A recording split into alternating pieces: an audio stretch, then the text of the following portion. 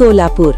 मुख्यमंत्री लाडकी बहीण योजनेतील ई-केवायसी प्रक्रियेमधील त्रुटी व अनेक महिलांचे हप्ते थकीत असल्याच्या समस्येबाबत पद्मशाली सखी संघमच्या वतीने शासनाचे लक्ष वेधण्यात आले आहे. या संदर्भात राज्याचे मुख्यमंत्री देवेंद्र फडणवीस, उपमुख्यमंत्री एकनाथ शिंदे तसेच संबंधित अधिकाऱ्यांना ईमेलद्वारे निवेदन पाठविण्यात आले आहे. महिलांना ई-केवायसी करताना अडचणी येत असून दुरुस्तीची सुविधा प्रत्यक्षात उपलब्ध नसल्याची तक्रार करण्यात आली आहे.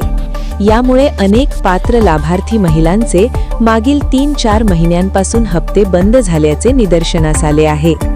या पार्श्वभूमीवर श्री मार्कंडेय सोशल फाउंडेशन संचलित पद्मशाली सखी संघमच्या वतीने निवासी उपजिल्हाधिकारी अभिजित पाटील यांना निवेदन देण्यात आले. यावेळी सचिवा रुचिरा मासम, कार्याध्यक्षा सविता येदूर, समन्वयिका ममता तलकोकुल, खजिनदार गीता भूदत्त, समन्वयिका वनिता सुरम व सुनीता क्यामा नीलम उपस्थित होत्या.